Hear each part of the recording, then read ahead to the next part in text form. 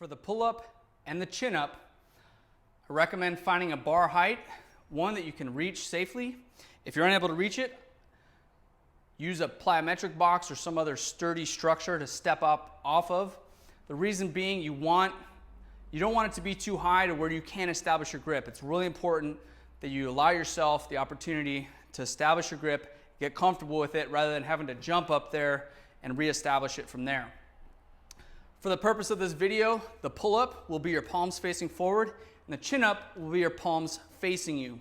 If you're fortunate enough to have a rig or a pull-up device that allows you to do a neutral grip, more power to you.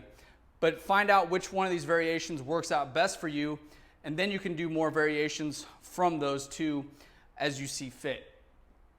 First thing I'm going to do for the pull-up is my hands are going to be shoulder width apart, my palms are going to be facing out.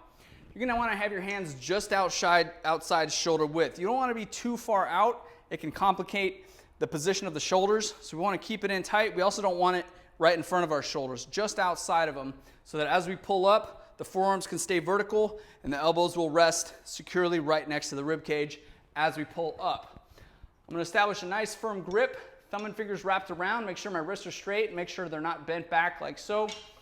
Once I establish that grip, I'm going to allow my arms to extend, but I don't want to start from here. I actually want to pull my shoulder blades down and back from this position rather than just hanging from here. This will get our shoulders in a much better position. Not only is it a safer position, but we can also pull more weight from that position. Arms extended, pull the shoulder blades down. From here, I'm going to pull straight up, driving my elbows down to the side of my rib cage so the chin's over the bar. Lower myself back under control. We want to avoid dropping or bouncing at the bottom of this movement. Again, keeping the shoulders in line, pulling straight up. We also want to avoid having our elbows pull out to the sides. Just not an efficient way of doing the movement. As you pull up, you also want to stay in a nice straight line. We want to avoid having the neck protrude forward, which will also in turn have the upper back round forward. We want to keep everything rigid, pulling straight up. From the back, this is what it'll look like.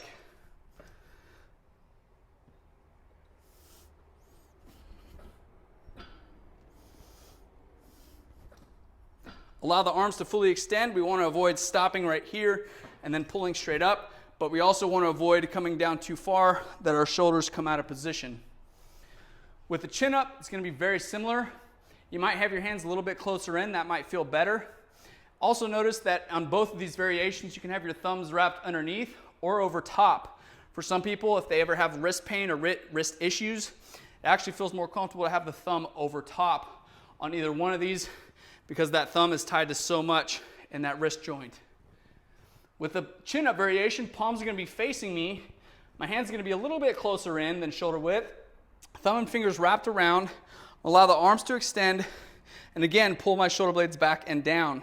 From this position, keeping the forearms vertical, tucking the arms in tight till that chin's over the bar, lowering myself back down under control.